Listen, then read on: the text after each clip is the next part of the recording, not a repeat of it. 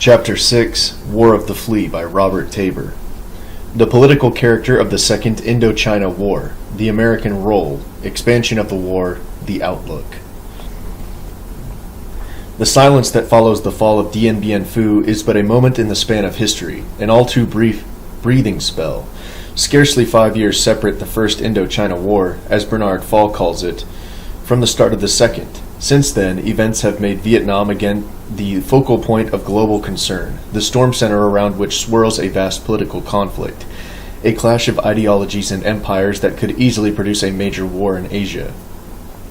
Yet from a certain Vietnamese point of view, little seems to have changed in the essential situation.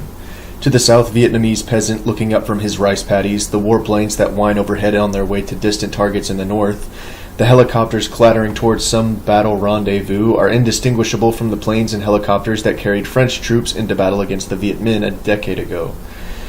To a communist guerrilla in the brush or in the villages, today's battle is like that of yesterday and last year and the year before that. The war is all of a piece, and many young men cannot remember when there was no war. American uniforms have replaced French uniforms in Saigon. Directives come from Washington instead of Paris. The Viet Minh are now called the Viet Cong, and the new invaders, for a long while given the courtesy title of military advisors, but now finally acknowledged to be combatants, are called Americans. It makes little difference, French or Americans, Viet Minh or Viet Cong. The war goes on, both sides pursuing the same objectives as before, by the same familiar methods. It is the struggle of dog and flea, and the flea continues, slowly but inevitably, to multiply and to win. A United States International News analysis of March 24, 1965, disclosing in a few telling paragraphs the dilemma of the American forces in Vietnam, could almost have been written a decade earlier with respect to the French situation of that time. Long block quote. The United States is now deep into the fourth year of an increasingly bloody battle for this land of mountains, jungles, rice paddies, and communist guerrillas. Since May 1961, when the United States first committed itself to support the anti-communist Saigon government, it has poured in vast quantities of men and machines. And after anti-communist Saigon government, it has a footnote. But this is to overlook the fact that the United States was supplying the French with war material even before Dien Bien Phu, footing the cost of the Indochina War to the extent of $1,250,000,000. Continuing with the block quote, it has poured in vast quantities of men and machines. From rifles to rockets, from jeeps to tanks, from helicopters to jet bombers, the United States has moved in billions of dollars worth of the most sophisticated weapons in its arsenal. It has given freely of its brains, its blood, and its lives. All has been to no avail. The world's mightiest nation has been unable to find the key to success in Southeast Asia. From the day it set foot in this unhappy land, the United States course in the fight against communists has been downhill. When the war in South Vietnam began, the rebels operated in no more than platoon strength. They were able to ambush a truck here or knock over an isolated outpost there. But as they accumulated American weapons from the bodies of the government dead, they replaced their homemade firearms and recruited young men to make their platoons into companies. The Viet Cong claimed to have liberated more than 3/4 of the total territory of the nation, and to have established schools, hospitals, and public works. The Viet Cong have designated the cities as the last strongholds of the Saigon regime and its American masters. And the fact is that the government troops do spend much of their time in the relative safety of urban areas. They are ferried out in helicopters. When they take to the roads, it is in armored cars and tanks. Still, they are ambushed. Using the communist technique of 2 steps forward, 1 step back, the Viet Cong practices a flexibility in tactics that the government has never been able to achieve. That was by Arthur J. Dahman from Great Decisions, 1965, published by the United Press International series. Main text. By all the signs, it is a desperate military situation, far more desperate than that of the French during the siege of Dien Bien Phu. It goes far to explain the desperation of Washington's responses, beginning with air raids on supposed Viet Cong supply lines in the north and rapidly escalating, by the spring of 1965, to a sustained aerial offensive against a wide variety of targets of opportunity deep in North Vietnam. As late as March 25, 1965, President Lyndon Johnson took occasion to declare, quote, "The United States still seeks no wide war. We threaten no regime and covet no territory. We have worked and will continue to work for a reduction of tensions on the great stage of the world." End quote. But both Hanoi and Peking clearly felt threatened by the American military buildup and the continuing air offensive. Nor was the anxiety theirs alone. French President de Gaulle had long been pressing for a negotiated settlement of the war. In London, March 23rd, Prime Minister Harold Wilson said that Britain would ask an explanation of a statement attributed to the United States Ambassador Maxwell Taylor in Saigon, to the effect that the United States would, if need be, wage war without limit, quote-unquote, in Vietnam. Johnson's declaration of peaceful intentions failed to reassure a worried world. The president asserted that the United States sought no wider war, but added in the same breath, quote, "This is no struggle of white men against Asians. It is aggression by communist totalitarians against their independent neighbors. The aggression from the north must be stopped. That is the road to peace in Southwest Asia," end quote.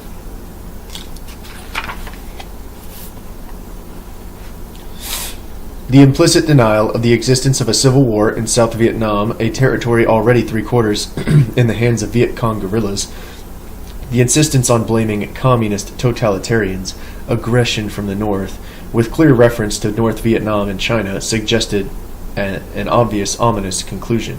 The United States, unable to win in South Vietnam, seemed all too clearly to be preparing to expand the struggle into a broader arena in which American technological superiority would count for more. A Korean War situation in which the American public would perforce support a new, full-scale crusade against communism in the Orient. The ostensible object of the air offensive against North Vietnam was to force Hanoi, perhaps also Peking, to negotiate a settlement, a return, as Johnson put it, to the essentials of the agreements of 1954, a reliable arrangement to guarantee the independence and security of all in Southeast Asia, end quote.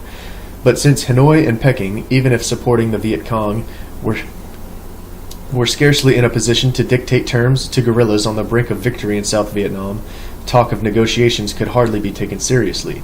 The situation confronting the Pentagon in March of 1965 was well summarized by the Washington columnist Marquise Childs on March 25, 1965, quote, "The headlines from day to day concentrate on American bombing of North Vietnam. They divert attention from the grim fact fundamental to the conflict and American involvement.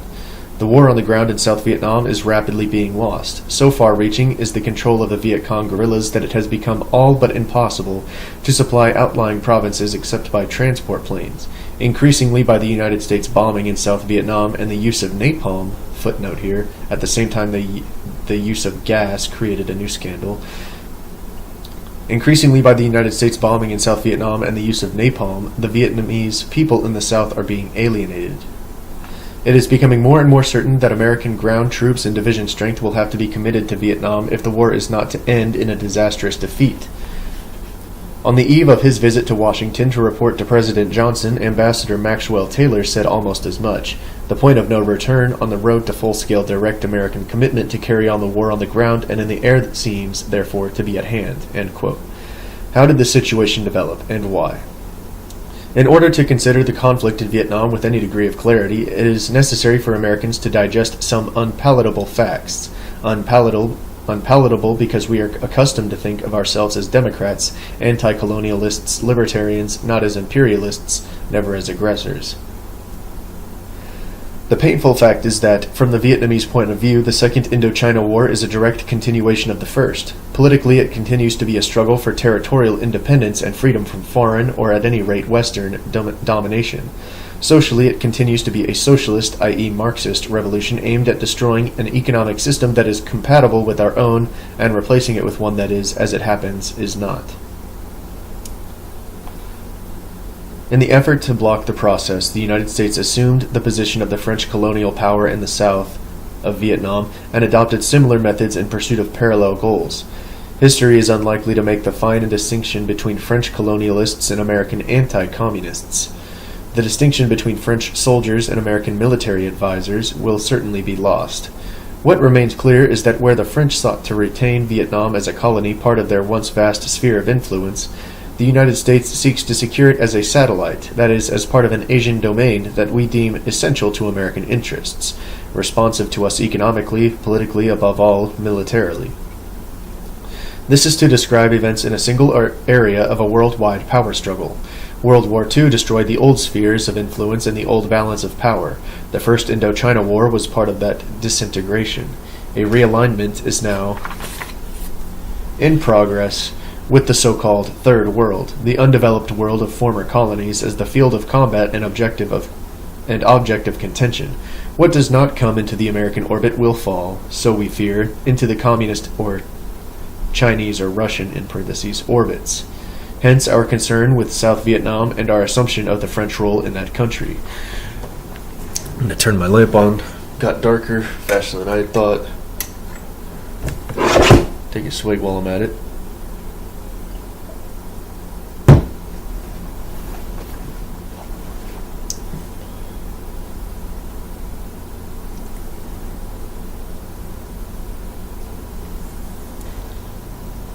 Quote, "The stakes in Southeast Asia are large," asserted the New York Times of May 24, 1964. "If Laos and South Vietnam should fall to the Communists, they would likely take with them Cambodia, Thailand, and Burma, possibly even Malaysia and the Philippines, close to 115 million people," end quote. The loss of South Vietnam, said former President Eisenhower, would mean, quote, "a tremendous loss of prestige, the loss of the whole subcontinent of Southeast Asia," end quote.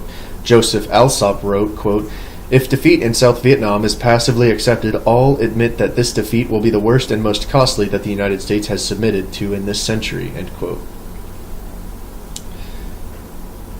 How more wrong could you possibly fucking be?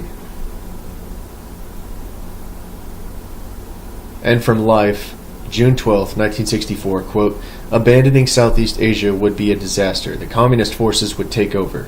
The United States would have demonstrated that it lacks the skill to win a guerrilla war and the guts to back its promises to its allies. U.S. military lines would retreat to Okinawa, Japan, and the Philippines would be endangered. U.S. military lines would retreat to Okinawa, Japan, and the Philippines would be endangered." There you go. "Indonesia would be out of control, and United States influence in Asia as a practical matter would come to an end," end quote. These views were endorsed in official Washington. That's it. As Secretary of Defense Robert S. McNamara said in a policy statement, quote, "The survival of an independent, read U.S.-oriented, government in South Vietnam is so important to the security of Southeast Asia and to the free world that I can conceive of no alternative other than to take all measures within our capability to prevent a communist victory," end quote. The late President Kennedy termed Southeast Asia vital to the United States as a Pacific power, and as early as June 1964, President Johnson had declared that the U.S. would risk war, meaning with China, in defense of the area. The American commitment continued to widen and deepen. By May of 1965, some 45,000 Americans were serving in the Vietnamese theater, as compared with just 685 in 1959. Direct military and economic aid to the Saigon government had risen by the end of the year to $700 million annually, with a total commitment of $5.5 billion since 1954. Here's a footnote. $5.5 billion worth of aid to South Vietnam, 18,000 American advisors, and now the threat of war with China has not put Humpty Dumpty back together and never will. Out of this $5.5 billion, $1.25 billion went to France to help her in the Indochina War prior to her withdrawing in 1954. Today we are spending better than $1.5 million per day and will reach $2 million shortly, just as aid to Vietnam, not covering the cost of our own military force in Southeast Asia. Unless the American people make their voices heard very soon, they are going to spend even more in this fruitless and unavailing task. By Senator Wayne Morse of Oregon in the United States Senate, August 5, 1964. Main text. The war goes on with the Americans in the role once occupied by the French. There are, however, vital differences. Most of them work to the advantage of the Communists. Washington's political and psychological inability to call a spade, but the United States in an awkward position for fighting what was still essentially a colonial war. Instead of a direct chain of command, there was an unreliable native government, or a series of governments, in Saigon, and a Vietnamese general staff to which the American military staff stood in the relationship of advisor. Where the burden of the war formerly was carried by the troops of the intervening foreign power, French foreign legionnaires North Africans, and so on, mainly foreigners who stood above Vietnamese politics, it had now to be left to some 400,000 native troops, Vietnamese who, like the rest of the population of their country, had minds of their own and did not necessarily view the war in the same light or with the same objectives as the Americans. The French were not engaged in a popularity contest in Vietnam. They were military men and frank colonialists, confident of their patriotic mission. Their war was military, and they had little fear of losing it in the field. The departure of the French and the assumption of their role by the Americans marked an important political transition. The Saigon government, while clearly an instrument of American policy and a military dictatorship in the bargain, was not in the comparatively independent position of a foreign military government commanding an army of occupation. It was compelled to take account of public opinion, to retain the confidence not only of its banker, the United States, but also of that sector of the Vietnamese populace that supported or tolerated it, including the large, burdensome army and its intrigue-ridden officers' corps. The instability of such puppet regimes in a guerrilla war situation is revealed by the record. No fewer than 9 successive governments, starting with the Ngo Dien Diem, NGO space DINH space DIEM regime, Ngo Dinh Diem, I believe, Ngo Dinh Diem regime, have been overthrown since 1963, and the 10th is no stronger than its predecessors. In fostering the pretense that the Saigon authorities of the moment constituted an independent government of which the United States was merely an ally, helpfully supplying the means to resist aggression from the North, quote-unquote, Washington suffered a serious loss of control and was exposed to political pressures from which the French, though hag-ridden by their own domestic political problems, had been relatively immune.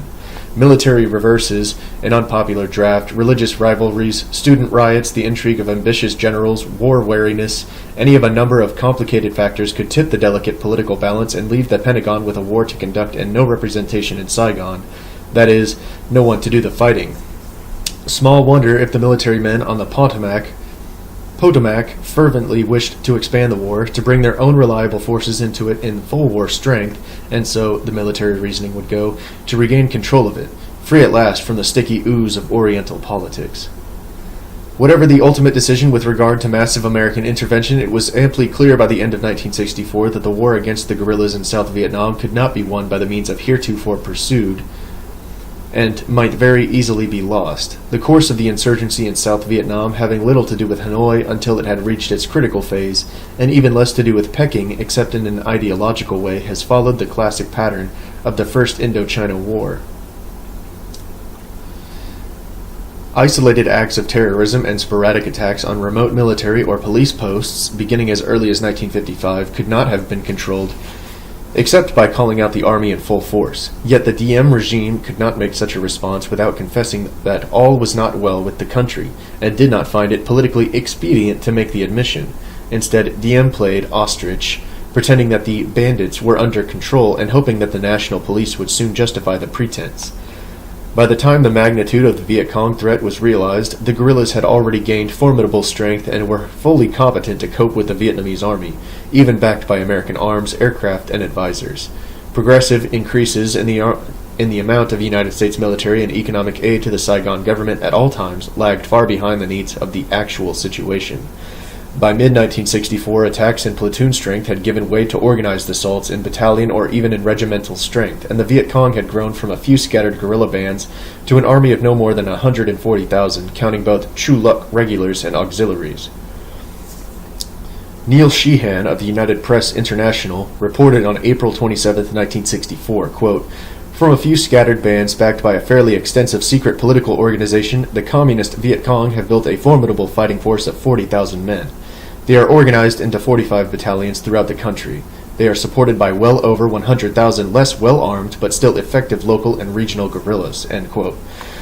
Strong rear base areas had been established, and the Saigon government had been virtually isolated from the rural population, comprising 85% of a nation of nearly 16 million people spread over a land area of some 127,000 square miles.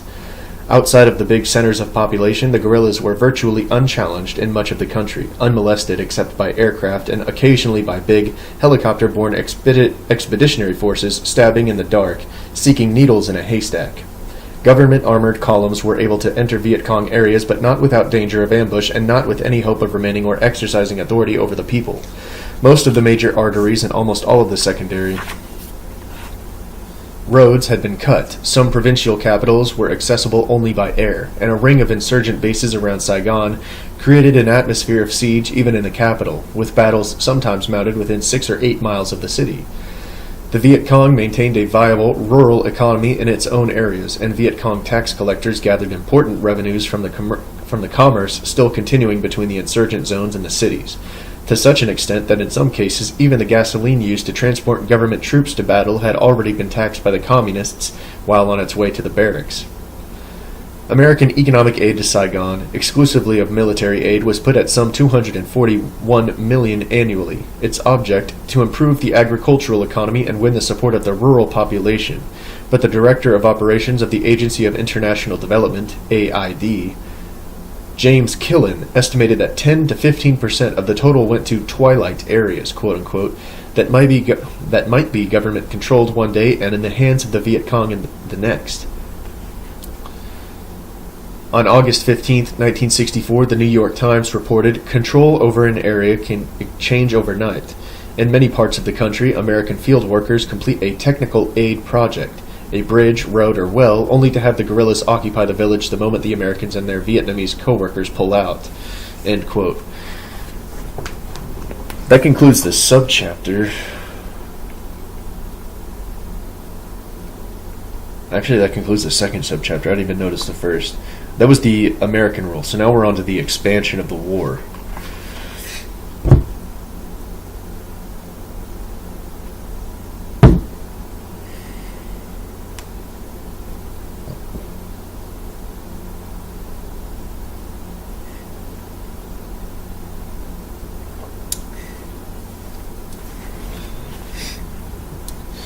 What had happened in South Vietnam recalled the experiences of China and, in another hemisphere, of Cuba.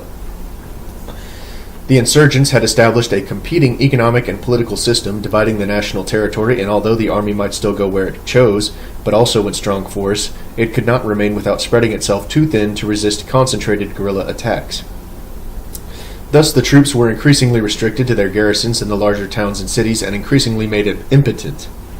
Clear and hold operations patterned on the French oil slick technique failed to remedy the situation for the obvious reasons. The clear and hold strategy is always doomed to failure because the government, while strong enough to clear any given area temporarily, cannot hold many such areas without dangerously scattering its forces. In the face of a determined clear and hold drive, the guerrillas simply withdraw and redouble their activities elsewhere. Considering that the South Vietnamese army, if evenly dispersed over the national territory, would have about 3 armed men to each square mile, it is easy to see why clear and hold could not succeed against the Viet Cong, 140,000 strong and supported by virtually the entire rural population. Here Saigon and its American military advisors encountered the French dilemma so well grasped by Giap. If they scattered their forces, they became too weak to defend themselves, and their manpower was destroyed piecemeal. Yet if they concentrated their strength, they surrendered the territory which it was their purpose to occupy, for victory could mean nothing if not the occupation of the national territory. Block quote here. More than 3,000 government troops today slogged through flooded rice paddies in a suspected communist stronghold 35 miles northwest of Saigon in one of the biggest and most fruitless operations of the Vietnamese War. The one read the troops located wounded a Vietnamese soldier with a shotgun and escaped. The one read the one Vietnamese communist, the one communist the troops located wounded a Vietnamese soldier with a shotgun and escaped. Incredible. The news item reflected a typical situation. As in most insurgencies, the guerrillas were able to choose their targets and to accept or reject combat at will. The government, lacking the military intelligence that popular support provides, found itself groping in the dark, engaged in random hit-or-miss operations that were inordinately expensive for the results achieved. A news dispatch of April 21, 1964 provides more evidence of the same weakness. Quote, "One group of today's government statistics indicated the frustrations of this war. Government small unit operations such as searches or probes by patrols reached a peak of 5,190 during the week. The spokesman said that no more than 70 of these actually had made contact. Contact, let it be pointed out, does not necessarily imply any further success. As I have already noted, the Saigon government put itself under a severe handicap and gave its opposition a long head start by refusing to admit, for some years, that significant armed opposition existed in South Vietnam. Isolated clashes with guerrillas were dismissed as the activities of a negligible remnant of Viet Minh diehards still in the country, and it was not until 5 years later that the Ngo regime was finally forced to concede the, by then, undeniable fact that a full-grown insurgency was in progress. The Viet Cong, meanwhile, had been building a powerful underground political apparatus and organizing guerrilla units on village and regional levels for the struggle to come. The early strategy of the movement was aimed at breaking the chain of political command from Saigon to the rural areas, isolating the government from the population of some 17,000 hamlets and 8,000 villages by subverting, kidnapping, or assassinating local officials, in particular village chiefs and members of village councils. The campaign was begun in 1957 when more than 700 officials were killed and was sharply stepped up in 1959, continuing through 1963, despite government efforts to halt it, and accounting altogether for an estimated 1,300 lives.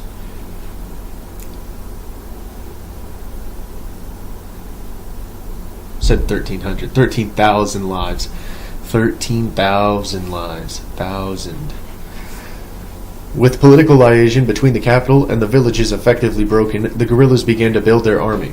Despite political statements about aid from aggressors in the north, quote-unquote, the simple fact is that probably 90% of Viet Cong arms consist of American weapons captured from the government troops. Saigon's own statistics acknowledge that the Viet Cong captured 4,853 weapons during 1960, while losing only 921 weapons in action, for a net gain of 3,932, sufficient to arm a regiment. In 1962, the insurgents captured 52,000 weapons and lost 4,850, and in 1963 the gain was 83,000, the loss only 5,400, the totals representing a net gain for the Viet Cong over a 2-year period of 128,682 weapons of all types, a number almost equal to the total of insurgents in all of South Vietnam. According to the Associated Press, quoted by I.F. Stone's bi-weekly of May 13, 1963, question, how does the Viet Cong get its weapons? Answer, most Viet Cong weapons are new United States military weapons captured in ambushes on government units and attacks on outposts. Often a Viet Cong unit is organized initially with no weapons. The political organizer tells his men and women they must fight at first with handmade arms, spears, daggers, swords, and crude shotguns.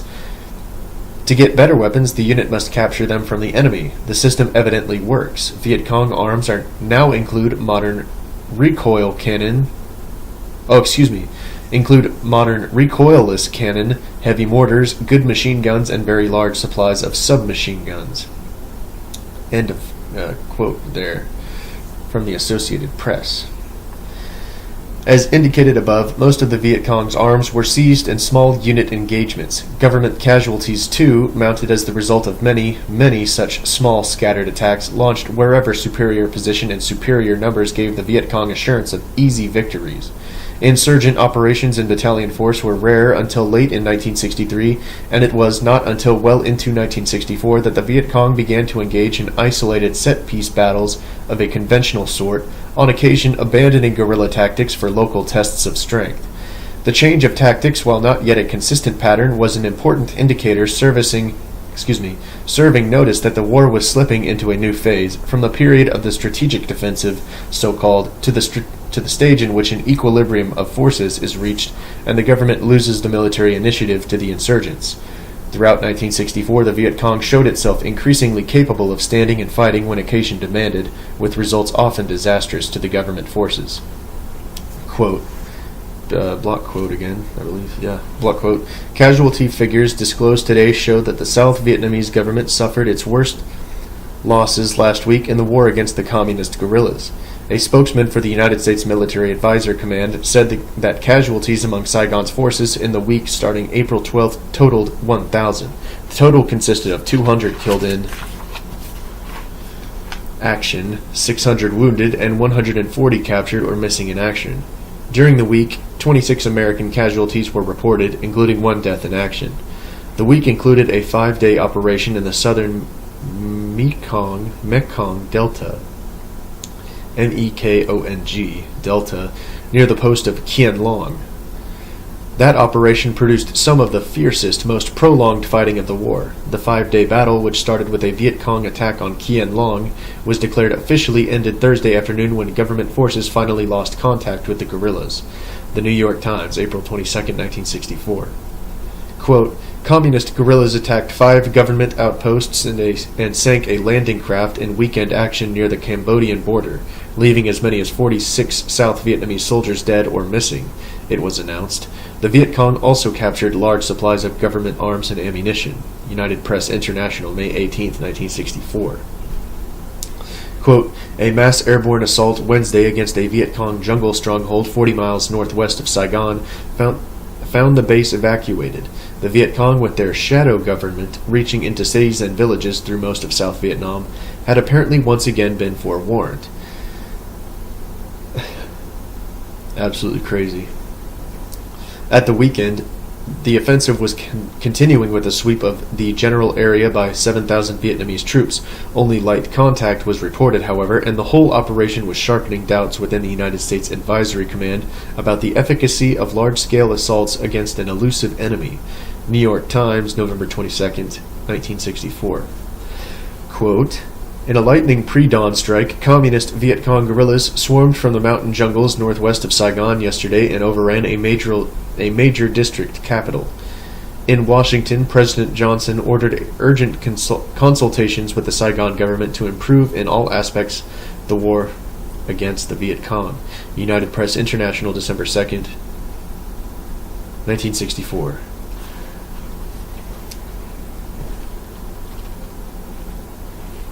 Man, I think I can only handle about 20-30 minutes of reading like this, out loud at least, before I start to get wiped out and my throat gets unbearably dry. Continuing, main text. The scale of the fighting through 1964 indicated that the Communists were rapidly gaining the military initiative. Quote, when the United States military buildup began in South Vietnam in November 1961, reported United Press International, the situation had been considered critical because the Viet Cong had become strong enough to initiate no fewer than 1,782 attacks and small-scale incidents in that month. But in November 1963, after 2 years of massive American military and economic aid, the number of Viet Cong attacks and incidents jumped to 3,182 for the month. End quote. The continuing buildup was reported in December to have doubled the size of the South Vietnamese Air Force, but the results were by no means in ratio to the increase in striking power. As reported in the New York Times of December 3rd, quote, government air raids against insurgent concentrations have forced communist commanders to make adjustments in battle tactics, but have not noticeably lowered their morale or fighting capability, according to a new intelligence analysis of weapons' effectiveness in the guerrilla war. Attempts to thin out the trees and jungle refuges have scarcely affected communist military operations so far, the analysis found. Even inexperienced guerrillas have learned to protect themselves from aerial cannon and rocket bombardment. The Viet Cong are known to have taken elaborate precaution against attack. Their main base areas consist largely of underground tunnels and caves, strong enough in some cases to withstand direct hits from 500-pound bombs. Guerrilla veterans have learned to spot various types of aircraft and estimate whether their mission is bombardment, defoliation, reconnaissance, or transport. The intelligence analysis shows that some Viet Cong units have specially trained persons who count falling bombs or incoming artillery shells and correlate them with the explosions heard. This way they try to detect duds, which they can collect for their own use, for landmines, bombs, grenades, etc. End quote. That's incredible. That was me, not the book. That's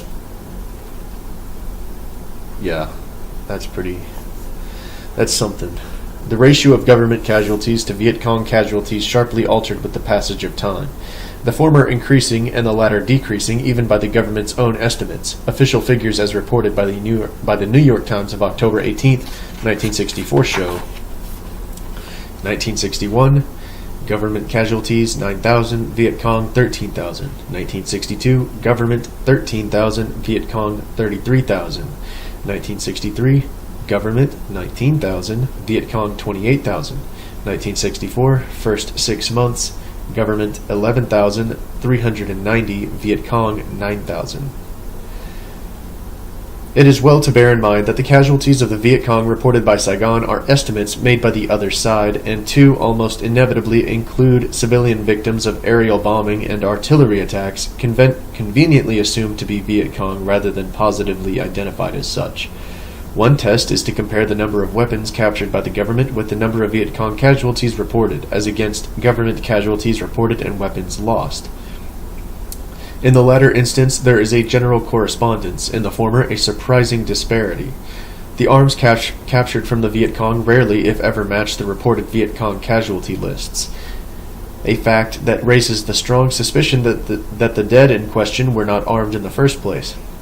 Again, the high proportion of reported enemy casualties arising from air operations raises a question about the accuracy of the casualty reports. Who, in fact, counts the bodies, much less identifies them as those of combatants. In this connection, Bernard Fall writes in the Two Vietnams, quote, "How the tactical aircraft now in Vietnam are used can be discerned from the official reports of the South Vietnamese Air Force. In a not untypical 3-day operation in January 1963, the VNAF hit the following targets: 1 house and 20 watchtowers, 10 and 22 miles west of Pleiku, Pleiku, 3 houses 28 miles west of Quy Non, Quy-Nhon, 4 houses and a rice field 22 miles west of Pleiku, 25 houses destroyed and 10 damaged, 17 miles southwest of Quang Ngai, Quang-Ngai, 15 houses 22 miles northwest of Pleiku, 2 houses 19 miles north of Bien Hoa," exactly as it sounds, "and in operations against Viet Cong concentrations in the Plain of Reeds and the jungle bastion of Zone D north of Saigon, the ARVN, Army of the Republic of Vietnam, reported 76 enemy killed by ground fire, 400 killed by aerial gunnery, but only 9 individual weapons and 5 crew-served weapons, machine guns, mortars, captured, and over 400 houses and huts destroyed." End quote. It takes little imagination to guess who the enemy casualties must be in such circumstances. The indiscriminate use of aircraft against presumed Viet Cong targets does much to explain the alienation of the rural population from the Saigon government.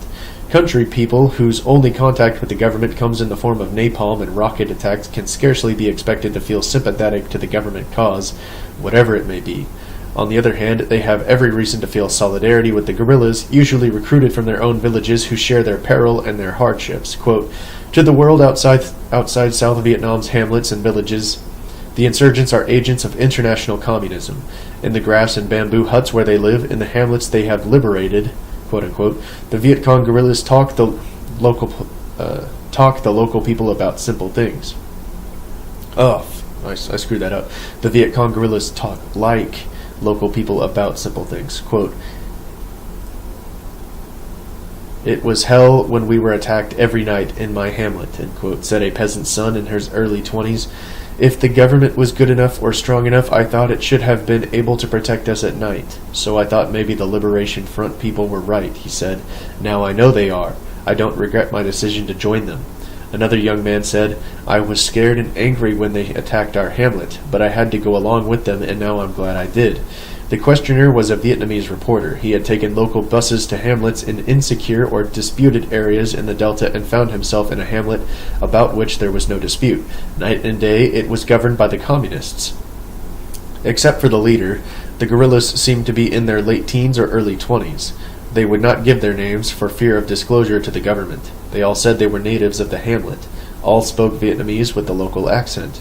Asked what they think about Ho Chi Minh, president of North Vietnam, the leader said, "He is a great revolutionary. We like him, but do not take orders from him. We are South Vietnamese and are fighting for the liberation of South Vietnam." End of quote. The New York Times, November 23, 1964. In the greater part of rural South Vietnam, the Viet Cong administers the only government that exists, operating its own schools and hospitals, its own census, farm bureaus, tax agencies, news agency. Increasingly, it rules by default because there is no effective government agency present, the only contact with Saigon being the occasional punitive expeditions of the armed forces, ferried in by helicopter or risking the heavily mined roads and armored motor columns. When the army leaves, as it must, life goes on as before, and gradually, though incessant pressure on army outposts and government installations in twilight areas, the Viet Cong extends its domain. Oh boy. Lip service is paid in Washington and Saigon to the idea that the crux of the struggle is popular support, without which the war cannot be won. Quote, "We must keep in mind," said Lieutenant General William C. Westmoreland, on assuming command of the United States Task Force in South Vietnam, that campaigns must be won at province, district, village, and hamlet levels where battle is being waged for the hearts and minds of the people. End quote. So far, the means of attaining this laudable objective has not been discovered. Napalm firebombs and chemical sprays that defoliate the crops along with the jungle do not seem to win hearts or minds. In 1962, the Ingo regime began a program modeled on British practice in Malaya to move the rural population into so-called strategic hamlets, a $60 million effort involving the construction of thousands of fortified stockade communities and the destruction of scattered dwellings, as the means of cutting the insurgency off from its popular base. The announced objective was 12,000 fortified hamlets by the end of 1963, sufficient to house virtually the entire rural population of South Vietnam. The number of actually built remained in doubt because of false reports from government officials in charge of the program, and because many of the fortified hamlets fell into Viet Cong hands or were destroyed almost as soon as they were completed. By 1964, the program had bogged down to such an extent that the Associated Press reported, quote, "The Diem regime was cast into oblivion 4 months ago, but Americans in Vietnam still see no noticeable improvement in the general policy governing the strategic hamlets. Most Americans with anything to do with the $60 million program that began with a blaze of publicity 2 years ago say it continues to deteriorate." End quote. The forcible removal of villagers from their old dwellings, inadequate compensation for losses involved in the transfer, and the concentration camp character of the stockade hamlets with their barbed wire and concrete pillboxes had the opposite effect of that intended. Instead of winning the confidence of the villagers, the program further alienated them. Rather than be forced into the hamlets, young men vanished into the forest to join the Viet Cong, and the younger women were quick to follow them, leaving many of the new communities populated almost exclusively by dependents, the very young and very old. That concludes that subchapter.